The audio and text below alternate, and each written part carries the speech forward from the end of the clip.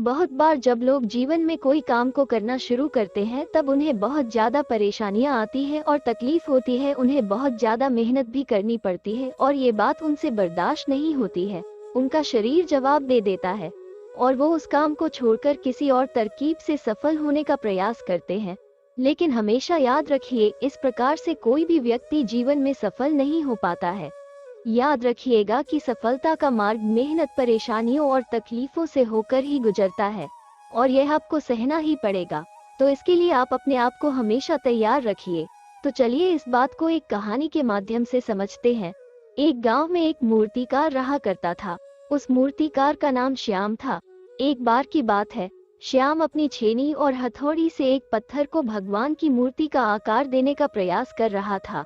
जैसे ही वो छेनी पर अपनी हथौड़ी चलाता, उस पत्थर में से चिल्लाने की आवाज निकलने लगती और कहने लगता कि ये तुम क्या कर रहे हो? मुझे इतना मार क्यों रहे हो? मुझे बहुत पीड़ा हो रही है, तकलीफ हो रही है। तुम मुझे अपने हाल पर छोड़ दो और यहाँ से चले जाओ। श्याम ने उस पत्थर से कहा, मुझे बहुत अच्छे से पता है कि तुम्हें बहुत ज्यादा तकलीफ हो रही है और तुम बहुत ही ज्यादा पीड़ा में हो, लेकिन यदि आज तुमने इस दर्द को नहीं सहा, इस तकलीफ को नहीं सहा, तो जीवन भर तुम इसी प्रकार से पड़े रहोगे। मुझे पता है कि तुम्हारे अंदर आगे बढ़ने की अपार संभावना है और तुम एक बहुत अच्छे पत्थर हो, लेकिन यदि तुम इसी प्रकार से रहोगे तो कभी भी आगे नहीं बढ़ पाओगे।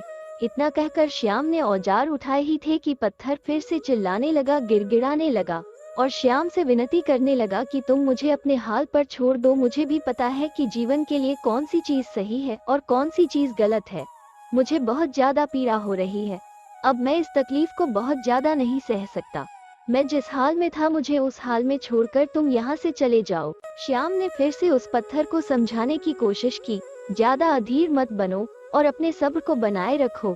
थोड़ी देर और इस दर्द को सहो। यदि इस पीड़ा को सह लिया तो मैं भगवान की मूर्ति के रूप में तुम्हारी स्थापना करवाऊंगा और फिर दूर दूर से लोग तुम्हारी पूजा करने आएंगे और पंडित तथा गांव के लोग तुम्हारी सेवा करेंगे।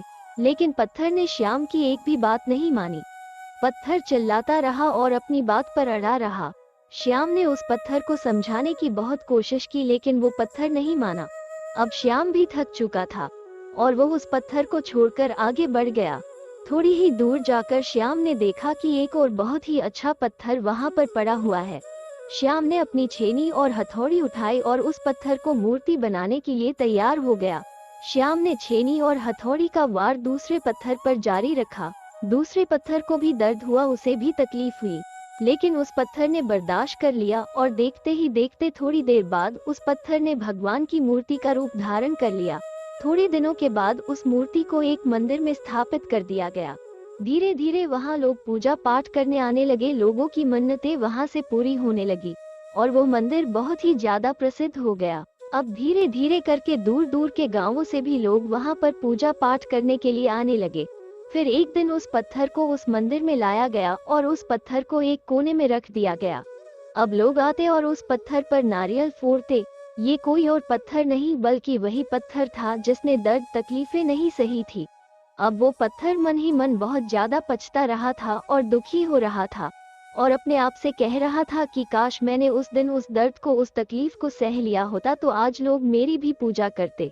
इसलिए आप भी अपने जीवन में हमेशा याद रखिएगा कि जब भी आप अपने करियर की शुरुआत में किसी काम को कर रहे हो, पढ़ाई कर रहे हो या और कोई भी काम कर रहे हो और उसमें आपको पीड़ा हो रही है, तकलीफ हो रही है, ज्यादा मेहनत करनी पड़ रही है, तो आप रुकिएगा मत।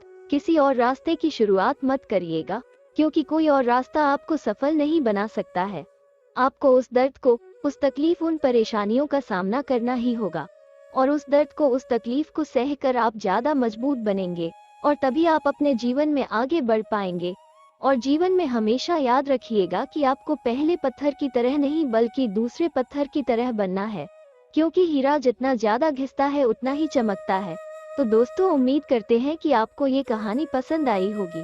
अगर आपको कहानी अच्छी लगी तो वीडियो को लाइक शेयर करें और चैनल पर नए हो तो चैनल को सब्सक्राइब कर लें और बेल नोटिफिकेशन को ऑन कर लें ताकि हमारी ऐसी ही और वीडियो आप तक सबसे पहले पहुंच सके।